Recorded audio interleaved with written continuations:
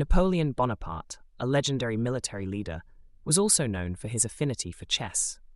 Although considered a weak, though aggressive, player by some contemporaries, he enjoyed the game throughout his life, often playing with close companions like General Bertrand during his exile on St. Helena.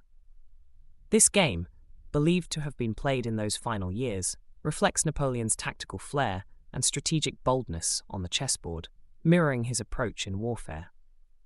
His matches always featured exciting tactical ideas which would surely be punished by modern players, but were novel and difficult to refute in their time. The match against Bertrand serves as a metaphor for Napoleon's enduring spirit and the timeless appeal of chess. Here Napoleon has the white pieces, and he starts with e4 against General Bertrand. A classical opening move, setting the stage for a battle over the center. Developing the knight to c6, protecting the e5 pawn and controlling the d4 square. Napoleon strikes at the center, playing d4 anyways, and challenging Black's pawn on e5. Napoleon often employed bold strategies, reflecting his real-life military tactics.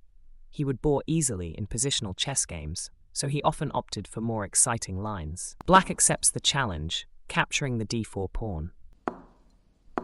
They trade off some pieces, opening up the center slightly and leading to a position with dynamic possibilities. White develops the bishop with a threat against f7, the weakest square in Black's camp. This opening is famously named the Napoleon Gambit as a variation of the Scotch game. While not played at the master level, it has been very successful for the casual player and leads to some fun lines. Black mirrors the bishop development, targeting the f2 pawn. Napoleon plays c3, aiming to undermine the d4 pawn, and preparing to open lines for White's pieces. Black moves the queen, threatening the e4 pawn. White castles, bringing the king to safety and connecting the rooks. This indirectly defends the e-pawn because of the response rook e1, which would pin the queen. Black's queen gets into the action, and here is where things start to get interesting. Napoleon plays a bold move, attacking the queen and seizing more space in the center, but also opening the king to a potential discovered attack. Black opts for the immediate check before retreating the queen, hoping to release the tension of the position. White sidesteps the check, keeping the pressure on the f7 square. And here we have our first blunder. General Bertrand miscalculates, giving up the queen in hopes to promote a queen with a rook capture. But he forgets it, opens up the f-file, weakening the f7 pawn. Napoleon sees this idea and plans to pile as much pressure as he can on the f7 pawn. However, Napoleon makes a slight miscalculation. He had a clever idea, but there was one pesky move that refuted it. He plays an aggressive sacrifice, hoping to lure the king into the open. This move has one flaw. The king can simply retreat to d8, and it's hard to get more pieces into the attack. If we could have allowed the queen to go in front of the bishop before committing it to f7, White would have had a deadly attack, starting with the queen capture. Now, White is able to get the queen in front of the bishop, and Black can't do anything. He can try to defend, but ends up giving up some material.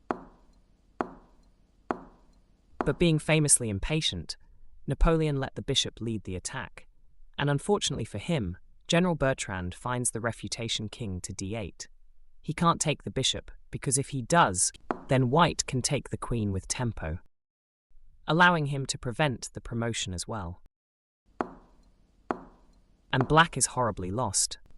But General Bertrand knew what he was doing. He got his king to safety and got his queen back. He promotes the pawn to a queen, and the game is now given an equal evaluation, but the king is exposed. So White has some tactical chances if Black isn't careful. Napoleon takes the knight because the rook can't recapture. Black sees the deadly line and responds by getting his bishop to safety and avoiding the fork and protecting the king. If Black had recaptured with the rook, the game could have ended like this. The queen is able to fork the two pieces. And then if Black is really greedy, checkmate is forced. But the game goes on, and Napoleon keeps on scheming with a sneaky queen move, which puts pressure on the f7 square. Black pushes the pawn, possibly to free the rook, but failed to identify White's threat in this position. If you want to look through Napoleon's eyes, pause the video and find the checkmating sequence. It starts with a beautiful sacrifice of the rook, forcing black to take the rook, and opens up the h4-d8 diagonal, which helps us force the king out, where we can finally use our claimed f7 square for good. Checkmate. Napoleon wins the game after some back-and-forth tactical drama. The origins of this chess game, attributed to Napoleon Bonaparte, are shrouded in mystery. Some believe it's a fictional tale, crafted to enhance Napoleon's legendary status as a strategist. Whether true or not, the game reflects the bold and imaginative style we associate with him. The allure of this story lies in its ambiguity. Was it a real encounter on St. Helena, or a romanticized piece of chess lore? Either way, it captures our imagination, inviting us to ponder Napoleon's passion for strategy beyond the battlefield. So, what do you think? Is this a historical gem or a charming myth? Whatever the case, it's a fascinating part of chess history that continues to intrigue and inspire.